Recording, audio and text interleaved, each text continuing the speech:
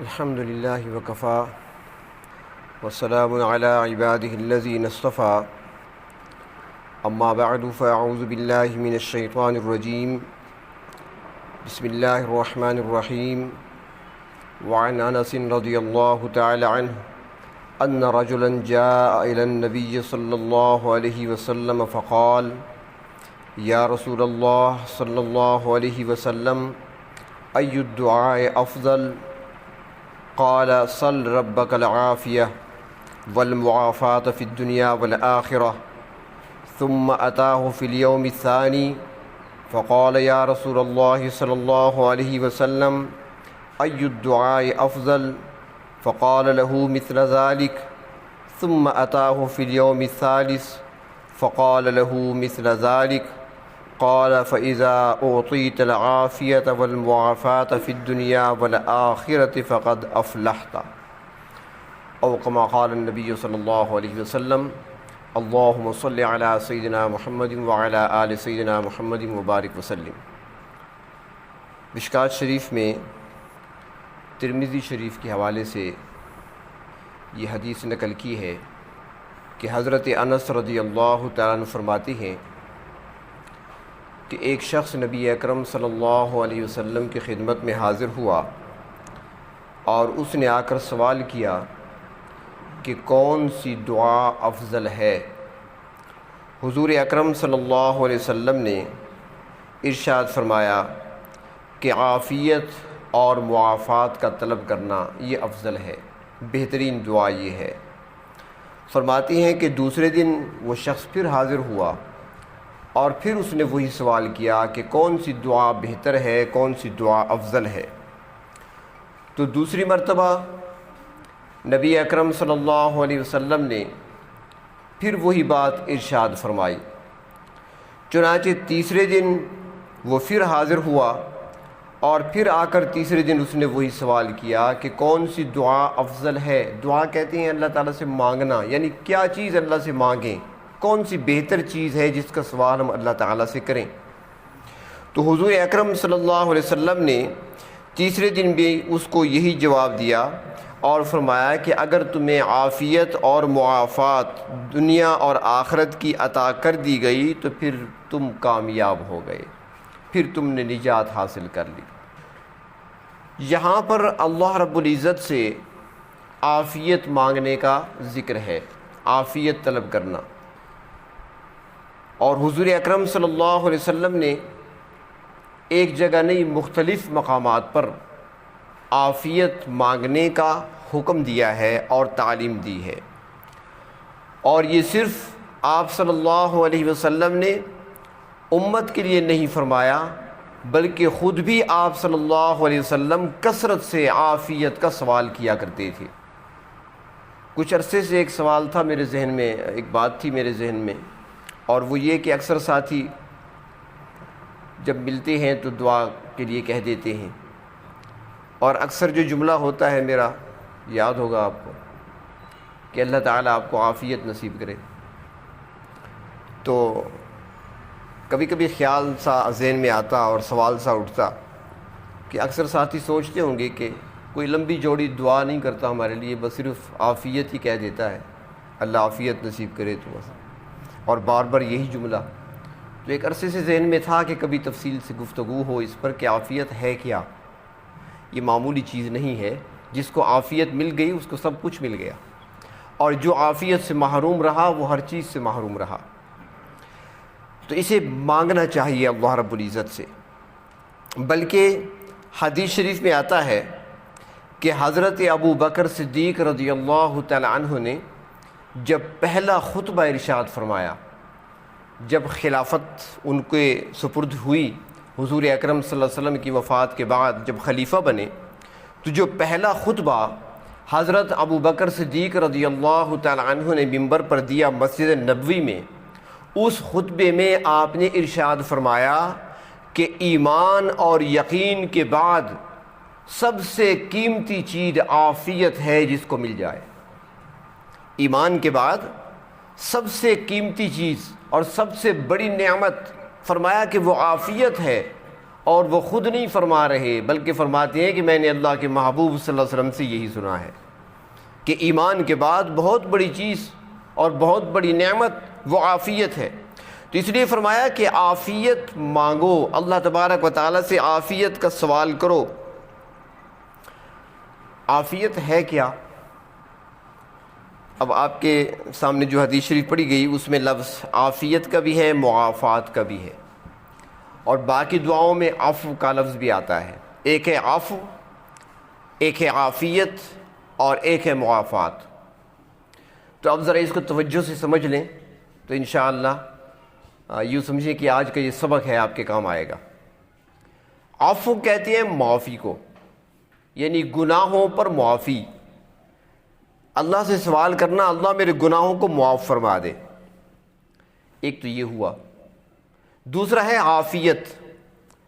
عافیت کہتے ہیں ہر قسم کی برائی سے، ہر قسم کی ظاہری اور باطنی ناپسندیدہ باتوں سے، ہر قسم کی جسمانی اور روحانی تکلیفوں سے، آزمائشوں سے، بیماریوں سے، وباؤں سے، سزاؤں سے، مصیبتوں سے بچ جانا، اس کا نام عافیت ہے۔ یعنی ہر وہ بات جو آپ کو ناپسند ہے، یوں سمجھیں بیماری تو بڑی بات ہے، وبا بڑی بات ہے، مصیبت بڑی بات ہے، سزا بڑی بات ہے، جو بات آپ کو ناپسند ہے اگر عافیت مل گئی تو آپ اس سے بھی بچ گئے، کوئی ناپسندیدہ بات بھی آپ کے سامنے نہیں آئے گی۔ اور عافیت جو طلب کرتا ہے کثرت سے، اللہ رب العزت اسے بڑی اور بری بیماریوں سے محفوظ رکھتے ہیں۔ عافیت جسمانی طور پر بھی مانگی جاتی ہے، اور عافیت روحانی طور پر بھی مانگی جاتی ہے، اور عافیت کا سوال دنیا کے بارے میں بھی کیا جاتا ہے اور دین کے بارے میں بھی کیا جاتا ہے۔ تو یہاں پر ایک بات یہ بھی یاد رکھیں کہ آج جتنے وظائف پڑھے جاتے ہیں، جتنے لوگ وظائف پڑھ رہے ہیں، ہر وظیفہ اور ہر وظیفہ پڑھنے والا وہ صرف اور صرف دنیا کے لیے۔ جو بھی پوچھے گا کاروبار میں برکت کے لیے وظیفہ، کام نہیں چلتا اس کے لیے وظیفہ، بیماری سے شفا یابی کے لیے وظیفہ، مکان بنانے کے لیے وظیفہ۔ آپ سارے حضرات بیٹھے ہیں، کوئی بتا سکتا ہے آپ میں سے کبھی کسی نے کسی اللہ والے سے پوچھا ہے کہ ایمان پر خاتمے کا وظیفہ بتا دیں؟ اب میرے خیال میں آپ میں سے کوئی نہیں بتا سکے گا۔ آج تک کسی نے نہیں پوچھا ہوگا کہ ایسا وظیفہ بتائیں کہ میں عذاب قبر سے بچ جاؤں، ایسا وظیفہ بتائیں کہ میں عذاب جہنم سے بچ جاؤں، ایسا وظیفہ بتائیں کہ میں صراط مستقیم پر ثابت قدم رہوں، ایسا وظیفہ بتائیں کہ میرا ایمان سلامت رہے، ایسا وظیفہ بتائیں کہ میرا خاتمہ ایمان پر اور کلمے پہ ہو۔ آج تک کسی نے نہیں پوچھا۔ تو اس لیے جب دنیا کے لیے سوال کیا کریں تو ساتھ آخرت کو بھی رکھا کریں۔ عافیت جب اللہ سے طلب کریں تو دنیا کے بارے میں بھی عافیت اور آخرت میں بھی عافیت۔ اس لیے حدیث شریف میں سکھایا گیا کہ تم اللہ تعالیٰ سے اس انداز سے مانگو، اللہم انی اسألک العفو والعافیت فی الدنیا والآخرہ، دنیا اور آخرت میں عافیت۔ اور دوسرا، جس طرح پہلے عرض کیا نا کہ مختلف مواقع پر نبی اکرم صلی اللہ علیہ وسلم نے تعلیم دی ہے ایسے کلمات میں، اور امت کو تعلیم دی ہے، اس میں آپ نے سکھایا کہ کیا مانگنا ہے، عافیت کیسے مانگنی ہے۔ فرمایا اللہم انی اسألک العافیہ فی دینی و دنیاج و اہلی و مالی، اللہ سے اس انداز سے مانگو، اللہ میرے دینی امور میں بھی عافیت مجھے عطا فرما، میرے دنیاوی امور میں بھی عافیت عطا فرما، میرے اہل یعنی گھر والوں میں سے بھی مجھے عافیت عطا فرما، میرے مال میں بھی عافیت نصیب فرما۔ مال میں بھی عافیت، اولاد میں، گھر میں بھی عافیت، دین کے معاملے میں عافیت، اور دنیا کے معاملے میں بھی عافیت۔ تو عافیت کے اندر وہ ساری چیزیں آ گئیں۔ ایک دعا تلقین کی گئی کہ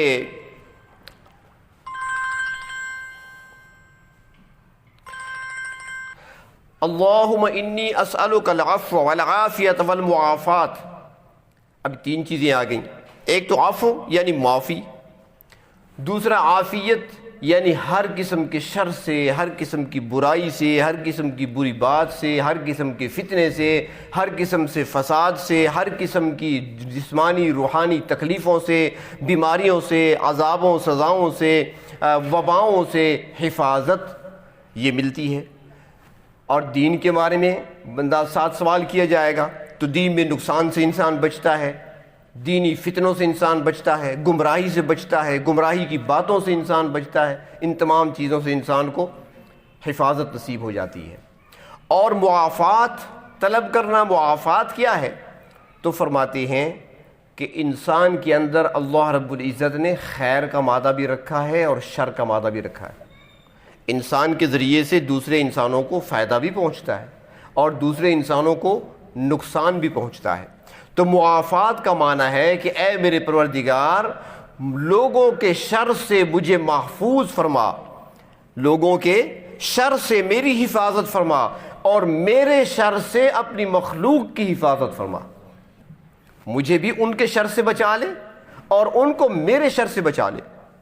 کوئی غیبت کر رہا ہے آپ کی تو یہ بھی شر ہے، کوئی آپ کی چغلی کھا رہا ہے تو یہ بھی شر ہے، کوئی آپ کے خلاف منصوبہ سازی کر رہا ہے تو یہ بھی شر ہے، کوئی آپ کے ہاں چوری کرنے کا ارادہ کرتا ہے تو یہ بھی شر ہے، کوئی آدمی آپ کے ساتھ برائی چاہتا ہے تو یہ بھی شر ہے، کوئی مالی نقصان پہنچانا چاہتا ہے تو یہ بھی شر ہے، کوئی جسمانی نقصان پہنچانا چاہتا ہے تو یہ بھی شر ہے۔ یعنی ہر قسم کے لوگوں کے شر سے میری حفاظت فرما اور میرے شر سے دوسروں کو محفوظ فرما، یعنی دنیا کو میرے لیے امن بنا دے اور مجھے دوسروں کے لیے امن کا ذریعہ بنا دے۔ اب ان جملوں کے اندر کتنی باتیں آ گئیں، کیا کچھ رکھ دیا گیا۔ وہ اس لیے تو کسی نے کہا ہے نا کہ نبی اکرم صلی اللہ علیہ وسلم کے کارنامے تو بہت ہیں، ہر کارنامہ دوسرے سے بڑھ کر ہے۔ یہ بات میری سمجھنا، بڑا قیمتی جملہ عرض کر رہا ہوں۔ آپ کا ہر کارنامہ دوسرے سے بڑھ کر ہے۔ وہ کسی نے کہا ہے نا کہ جہاں کے سارے کمالات ایک تجھ میں ہیں، تیرے کمال کسی میں نہیں مگر 2 4۔ جو سارے کمالات ہو سکتے ہیں وہ سارے کے سارے آپ کے اندر جمع ہیں۔ ابراہیم کی توحید آپ کے اندر، ایوب کا صبر آپ کے اندر، سلیمان جیسی حکمرانی آپ کے اندر ہے، موسیٰ علیہ السلام جیسا مجاہدانہ کردار وہ آپ کے اندر، یہ ساری صفات آپ کے اندر ہیں۔ اللہ نے سارے کمالات کا مجموعہ آپ کو بنایا ہے، سارے کمالات اپنی جگہ، لیکن ایک کمال سب سے بڑھ کر وہ یہ ہے کہ آپ نے انسانوں کا تعلق اپنے خالق کے ساتھ دعاؤں کے ذریعے سے جوڑا ہے۔ یہ سب سے بڑا کمال ہے کہ آپ نے انسانوں کا، مخلوق کا تعلق خالق کے ساتھ دعاؤں کے ذریعے سے جوڑا ہے۔ مسجد میں آؤ تو یہ دعا پڑھو، مسجد سے نکلو تو یہ دعا پڑھو، بیت الخلاء جانے کی یہ دعا، نکلنے کی یہ دعا، بازار کی یہ دعا، گھر میں داخل ہونے کی یہ دعا، ہر موقع پر دعا، یعنی ہر قدم قدم پر بندے کا تعلق اپنے رب کے ساتھ جڑا رہے۔ یہ سب سے بڑا کمال ہے۔ تو آپ صلی اللہ علیہ وسلم نے مختصر کلمات کے اندر بہت بڑی باتوں کو، وہ کہتے ہیں نا کوزے میں دریا کو بند کرنا، تو آپ نے ایک ایک جملہ ایسا ہمیں عطا کیا ہے کہ اس ایک جملے کے اندر سارے جہان کی بھلائیوں کو اکٹھا کر دیا۔ ایک جملہ ایسا دے دیا کہ دنیا بھر کی ساری برائیوں سے حفاظت کا وہ جملہ بتا دیا ہمیں۔ بس اس انداز سے مانگ لیا کرو اللہ تبارک و تعالیٰ سے۔ تو عافیت اور معافات اور 3 چیزیں، معافی مانگیں تاکہ اللہ تعالیٰ گناہوں کو معاف فرمائے، اللہ تعالیٰ ہر قسم کی شر سے، ہر برائی سے حفاظت فرمائے، ہر ناپسندیدہ بات سے حفاظت فرمائے۔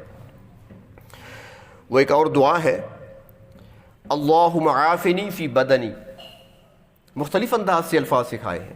اللہم عافنی فی بدنی، جن کو آتی ہے صبح و شام پڑھا کریں، صرف یہ نہ کہا کریں کہ مجھے آتی ہے، آنا کافی نہیں ہے، پڑھنا ضروری ہے۔ صبح و شام 3 بار پڑھا کریں، خصوصاً جن ساتھیوں کا تعلق ہے میرے ساتھ، نسبت ہے، تو دعاؤں کا اہتمام خصوصاً کریں، کیونکہ سنتوں کے اہتمام سے اور دعاؤں کے التزام سے ہی راستے کھلیں گے آگے۔ تو اللہم عافنی فی بدنی، اللہ میرے جسم میں مجھے عافیت عطا فرما۔ جب جسم کی عافیت مل گئی تو ہر بیماری، ہر تکلیف، ہر پریشانی جسمانی طور پر جتنی بھی ہیں اللہ تعالیٰ سب سے حفاظت فرمائیں گے۔ آپ یاد رکھیں یہ جملہ میرا، زندگی کا کوئی پتہ نہیں آپ کی کتنی، ہماری کتنی، لیکن دل سے، توجہ سے ان دعاؤں کو، عافیت والی دعاؤں کو پڑھنا شروع کر دیں صبح و شام، لیکن توجہ سے، گڑ گڑا کر کبھی کبھار اللہ سے مانگیں، آنسو بہا کر مانگیں، عافیت کا طلب کریں۔ ایمان کے بعد بہت بڑی نعمت اس کو کہا گیا ہے۔ تو پوری توجہ دھیان سے مانگیں اور تصور یہ رکھیں ذہن میں کہ اللہ دینی لحاظ سے بھی عافیت عطا فرما، دنیاوی لحاظ سے بھی عافیت عطا فرما، جسمانی لحاظ سے بھی عافیت نصیب فرما۔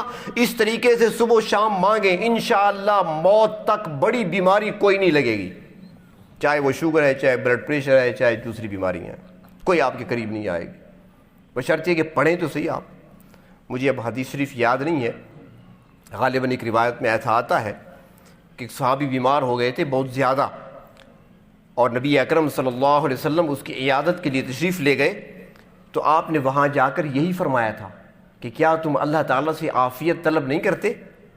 اتنے بیمار جو ہو گئے ہو، کیا تم عافیت طلب نہیں کرتے؟ تو اسی سے مطلب نکل رہا ہے جو عافیت طلب کرتا رہتا ہے وہ ایسا بیمار کبھی نہیں ہوتا۔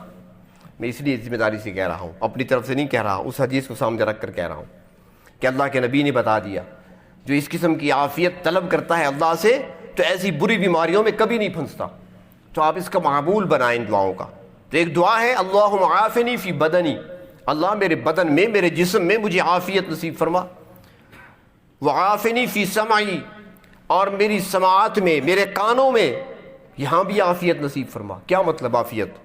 یا اللہ میرے کانوں کو بچا لے ہر گناہ سے، میرے کانوں کو بچا لے گانے کی آوازوں سے، اللہ میرے کانوں کو بچا لے غیبت سننے سے، اللہ میرے کانوں کو بچا لے چغلی سننے سے، ہر وہ بات اللہ جو آپ کو ناپسند ہے، اے اللہ ہر وہ بات جو میرے لیے بری ہے، اللہ اس بات سے بھی اب بچا لے مجھے، اور ہر قسم کی بری خبر سننے سے بھی مجھے محفوظ کر لے۔ ساری باتیں اس کے اندر آ گئیں جب سماعت کی عافیت مل گئی۔ وعافنی فی بصری، نگاہوں میں عافیت، اللہ وہ چیز نہ دیکھوں جو آپ کو ناپسند ہے، اللہ وہ چیز میں نہ دیکھوں، میری نظر اس پر نہ پڑے جس پر گناہ ملتا ہے، اللہ میری نظر اس پر نہ پڑے جس کی وجہ سے ایمان خطرے میں ہو جائے، اللہ میری نظر اس چیز پر نہ پڑے جو میری دنیا کے لیے، میری دین کے لیے، میری آخرت کے لیے، یا میری دنیاوی زندگی کے لیے میرے نقصان کا باعث ہو، اللہ میری نظروں کو ان چیزوں سے بچا لے۔ یہ آنکھوں کی عافیت ہے۔ تو ان چیزوں کو مانگا کریں اللہ تبارک و تعالیٰ سے۔ دنیا کی ہر چیز تو مانگتے ہیں، لیکن یہ چیز بھی اللہ تبارک و تعالیٰ سے ضرور مانگ لیا کریں۔ اب خاص مانگنے کے اوقات کیا ہیں؟ ایک تو فرماتے ہیں جب آپ گھر سے نکلتے ہیں مصنون دعا پڑھتے ہیں، پڑھتے ہیں نا ماشاء اللہ، پڑھا کریں، جو مختصر کلمات ہوں پڑھ لیا کریں، اور اس کے ساتھ آپ یہ کلمات بھی کہہ دیا کریں اللہم انی اسألک العفو والعافیۃ فی الدنیا والآخرہ۔ یہ کلمات بھی ضرور پڑھ لیا کریں۔ گھر سے نکل رہا ہوں، اللہ مجھے معافی بھی عطا فرما، پیشگی معافی چاہتا ہوں، اور ساتھ ہی مجھے عافیت بھی نصیب فرما، ہر قسم کے شر سے، ہر فتنے سے، ہر گمراہی سے، ہر برائی سے، ہر تکلیف سے، ہر اذیت سے، راستے میں جو پیش آنے والی ہیں تمام چیزوں سے مجھے عافیت نصیب فرما۔ سفر میں بھی پڑھ لیا کریں، اور گھر سے جب باہر نکلتی ہیں تو یہ جملہ بھی کہہ دیا کریں۔ 3 بار کہہ لیں تو زیادہ بہتر ہے، کم از کم 1 بار تو ضرور کہہ لیا کریں، لیکن توجہ کے ساتھ، دل آپ کا اس طرف ہو، توجہ اسی طرف ہو، معنی اور مقصد کو ذہن میں رکھتے ہوئے اور ان ساری چیزوں کا حصار کرتے ہوئے پڑھیں۔ دوسرا، حدیث شریف میں آتا ہے کہ نبی اکرم صلی اللہ علیہ وسلم نے ارشاد فرمایا کہ اذان اور اقامت کے درمیان دعا رد نہیں کی جاتی۔ کچھ اوقات ایسے ہیں جن میں دعائیں رد نہیں جاتی، کچھ مقامات ایسے ہیں جہاں پر دعائیں رد نہیں کی جاتی۔ مقامات بھی ہیں، حرم شریف ہے، ملتزم ہے، حجر اسود ہے، حتیم ہے، سعی ہے، وہاں پر ہیں، حرمین شریفین میں جا کر دیکھیں مقامات ہیں۔ اس طرح حاجیوں کے لیے عرفات کا میدان ہے، یہ مقامات ہیں۔ کچھ اوقات ایسی ہیں جیسے جمعے کے بعد کا ٹائم ہے، جمعے کے دوران کا ٹائم ہے، اور اس طرح جمعے کے دن عصر کے بعد کا وقت بعض رات فرماتے ہیں وہ وقت ہے۔ اس طرح کچھ دوسرے اوقات ہیں، لیلۃ القدر کی شب ہے، شب برات ہے، عید کی رات ہے۔ تو فرمایا اس طرح ان اوقات میں اذان اور اقامت کے درمیان جو ٹائم ہوتا ہے، جو وقت ہوتا ہے، یہ بھی دعا کی قبولیت کا وقت ہے۔ کوشش کریں اس دوران دعا میں مشغول رہا کریں، اذان اور اقامت کے درمیان۔ تو جب آپ صلی اللہ علیہ وسلم نے فرمایا نا کہ اذان اور اقامت کے درمیان جو دعا مانگی جائے وہ رد نہیں کی جاتی، تو صحابہ کرام نے فوراً سوال کر دیا یا رسول اللہ صلی اللہ علیہ وسلم، جب قبولیت کا وقت ہے تو کیا مانگیں، کیا طلب کریں؟ تو اب یہ وہ وظیفہ عرض کر رہا ہوں جو کسی مولوی کا، کسی پیر کا، کسی عالم کا بتایا ہوا نہیں ہے، اللہ کے محبوب کا بتایا ہوا ہے۔ آپ نے فرمایا کہ یہ قبولیت کا وقت ہے اور اس وقت تم اللہ رب العزت سے عافیت طلب کرو، اللہ تعالیٰ سے عافیت مانگو۔ یہ نہیں فرمایا کہ باقی کچھ نہ مانگو، ہر چیز مانگو۔ اس وقت اپنے لیے مانگیں، امت کے لیے مانگیں، اپنے گھر والوں کے لیے مانگیں، رزق حلال طلب کریں، سب کچھ مانگیں، لیکن عافیت ضرور یہ دعا کر لیا کریں کہ یہ اللہ کے محبوب کا بتایا وظیفہ ہے۔ اور فرمایا کہ کیا مانگو؟ اللہم انی اسألک العفو والعافیت فی الدنیا والآخرہ، دنیا اور آخرت میں معافی اور عافیت اللہ سے طلب کرو۔ تو ایک تو اس کو آپ نے معمول بنانا ہے، بنائیں گے نا انشاءاللہ؟ یہ سبق ہے، پچھلے ہفتے والا سبق یاد ہے؟ وہ چھوٹی سی دعا دی تھی، یاد کر لی؟ یہ چھوٹی چھوٹی دے رہے ہیں تاکہ آپ یاد کریں، پورا ہفتہ آپ کے پاس ہے۔ ہمیں نہیں سنانی ہے، آپ نے سنانی اللہ کو ہے، اللہ کو سنانی ہے آپ نے، ہمیں نہیں سنانی، لیکن یاد کریں یہ چھوٹی چھوٹی کرتے کرتے ذخیرہ جمع ہو جائے گا۔ بہت سارے لوگ حج پہ جاتے ہیں، عمرے پہ جاتے ہیں تو پوچھتے ہیں کہ طواف کرتے ہوئے کون سی دعائیں پڑھیں، ہمیں دعائیں نہیں آتی، تو یہی ساری دعائیں ہیں نا، یہ تھوڑی تھوڑی یاد کر لیں اور ساتھ نیت کر لیں، اللہ یہ حرم میں جب پہنچیں گے طواف کریں گے آپ کے گھر کا تو وہاں پر یہ پڑھیں گے، نیت آپ کر لیں، انشاءاللہ پروردگار عالم آپ کو ضرور لے جائیں گے، انشاءاللہ آپ کو اللہ تعالیٰ وہیں پڑھوائیں گے ساری دعائیں، پھر نیت آپ کر لیں۔ اور یہ جو ہفتے کی آپ کو ملتی ہے نا چھوٹی سی پرچی کبھی کبھار، تو اس کو ضائع نہ کیا کریں، اس کو یاد کر لیا کریں۔ پچھلے ہفتے کی امیدیں یاد ہو گئی ہوگی، گھر والوں کو بھی یاد کرائیں، جو سلام پھیرنے سے پہلے نماز میں پڑھنی تھی، چھوٹی سی دعا تھی، اللہم ارحمنی بترک المعاصی ابدا ما ابقیتنی، آپ کو یاد ہوگی۔ اور آج کی دعا وہ یہ ہے، اللہم انی اسألک العفو والعافیت فی الدنیا والآخرہ۔ یہ ہفتہ آپ یاد کریں اور اللہ تعالیٰ سے کثرت سے یہ سوال کریں، گھر سے نکلتے وقت مسنون دعا پڑھ کر اس کے بعد یہ پڑھیں، رات کو سوتے وقت بھی یہ پڑھیں، اذان اور اقامت کے درمیان بھی یہ پڑھیں، جب مسجد میں آئیں تب بھی یہ پڑھیں، کثرت سے اللہ تعالیٰ سے عافیت طلب کریں، لیکن پوری توجہ اور دھیان کے ساتھ اللہ تبارک و تعالیٰ سے طلب کریں۔ مفسرین کرام نے لکھا ہے کہ حضرت یوسف علیہ السلام جب آزمائش میں پڑ گئے تھے، واقعہ تو آپ نے سنا ہوا ہے، زلیخا نے جب آپ کو پھنسا لیا تھا، تو اس موقع پر عورتوں کے مکر و فریب کو دیکھ کر اور اپنی عزت کو خطرے میں دیکھ کر حضرت یوسف علیہ السلام نے دعا مانگی تھی، اور دعا کیا تھی؟ قرآن کریم نے وہ دعا نقل کی ہے، رب السجن احب الی مما یدعوننی الیہ، اے میرے پروردگار جس طرف مجھے بلایا جا رہا ہے، جس طرف مجھے کھینچا جا رہا ہے، اس سے بہتر ہے کہ مجھے جیل بھیج دے، میں جیل کو زیادہ پسند کرتا ہوں، جیل جانا پسند کرتا ہوں بجائے اس کے کہ میں گناہ کی طرف چلوں۔ اللہ سے جیل کا سوال کر لیا، نتیجہ کیا نکلا؟ جیل بھیج دیے گئے، کئی سال جیل میں رہے۔ تو مفسرین اکرام نے لکھا ہے کہ جب حضرت یوسف علیہ السلام جیل پہنچ گئے، پروردگار عالم کی طرف سے وحی آئی کہ اے یوسف جیل آئے ہو تو اپنی مرضی سے آئے ہو، خود ہی جیل مانگی ہے تم نے، ہم نے نہیں بھیجا تمہیں۔ جیل اگر آپ آئے ہیں تو آپ نے خود ہی کہا تھا رب السجن احب الی، اے پروردگار مجھے جیل بھیج دے، ہم نے جیل بھیج دیا۔ اے یوسف اگر تم نے عافیت کا سوال کیا ہوتا، الزام سے بری بھی ہو جاتے، آزمائش سے نجات بھی مل جاتی، سارے مسئلے حل ہو جاتے، نہ جیل جانا پڑتا نہ کوئی اور تکلیف آتی ہے، لیکن تم نے عافیت نہیں مانگی، جیل مانگی ہے تو ہم نے جیل دے دی ہے۔ تو لہذا آپ بھی اللہ سے جیل نہ مانگیں بلکہ اللہ سے عافیت کا سوال کیا کریں۔ علماء نے لکھا ہے کہ ایک بزرگ گزرے ہیں، وہ اکثر عافیت مانگتے رہتے تھے، ہر وقت ان کی زبان پر ایک ہی جملہ تھا، عافیت عافیت۔ اور انسان ہے بھی کمزور نہ جی، جب وہ نقصان اٹھاتا ہے تب پتہ چلتا ہے۔ تو کسی نے ایک بار پوچھا کہ آپ ہر وقت عافیت عافیت کی رٹ لگائے رہتے ہیں، آخر کیوں ایسا؟ اور کوئی بات آپ کی زبان سے ہمیں سننے کو ملتی نہیں ہے۔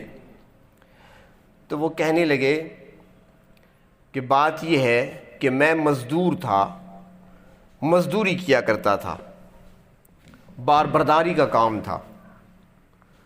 اس زمانے میں یہ لوڈر، یہ چنگچی اور یہ چیزیں تو نہیں تھیں، لوگ اپنے کندھوں پر سامان اٹھایا کرتے تھے، ایک جگہ سے دوسری جگہ ایک دوسرے کا سامان لے جاتے تھے، مثلا آپ نے بوری گندم کی لی ہے تو مزدور پکڑ لیا، ہاں بھی میرے گھر تک پہنچانی ہے، تو وہ کندھے پہ اٹھا کر آپ کے گھر لے جاتا، پھر آپ اس کو کچھ مزدوری دے دیتے، اس کی محنت کا صلہ دیتے۔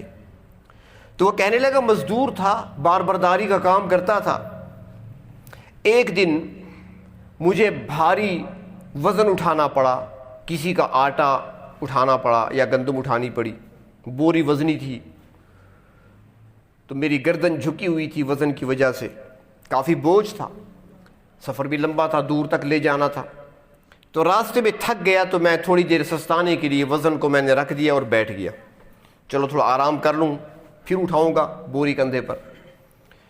تو میں بیٹھا تھا، آرام کرنے کے لیے بیٹھا تھا کہ میرے قریب ہی سامنے دو بندے آپس میں لڑ پڑے، لڑنے لگے۔ تو جب میں نے دیکھا کہ وہ لڑ رہے ہیں بیچارے، تو میں چھڑانے کے لیے ان کی طرف گیا، آگے بڑھا۔ یہ بھی بڑا عجیب مرحلہ ہوتا ہے، دو لڑتے ہوں کو چھڑوانا۔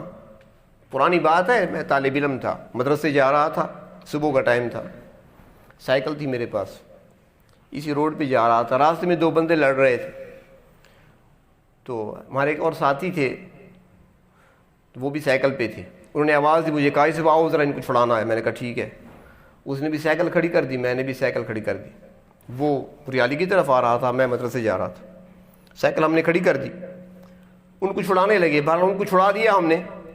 چھڑانے کے بعد جب واپس پلٹا میری سائیکل نہیں تھی، مدرسے مجھے پیدل جانا پڑا۔ ہاں، یہ چھڑانے کے اپنے مزے ہیں۔ اب یہ پتہ نہیں وہ لڑنے والے لے گئے یا ان کا کوئی اور بندہ تھا یا کوئی اور تھا۔ تو بہر طور اس کے ساتھ بھی یہی معاملہ ہوا، وہ کہنے لگا کہ میں جب چھڑانے کے لیے آگے بڑھا تو وہ ایک بندہ دوسرے کو کوئی چیز مار رہا تھا، اس کے سر پر ضرب لگانا چاہتا تھا، میں چھڑانے کے لیے آگے بڑھا تو وہ میرے سر پہ لگ گئی، اینٹ تھی یا پتھر یا جو بھی تھا، تو وہ جب میرے سر پہ لگا تو میرا سر پھٹ گیا اور خون بہہ نکلا اور خون میرے چہرے پہ آ گیا۔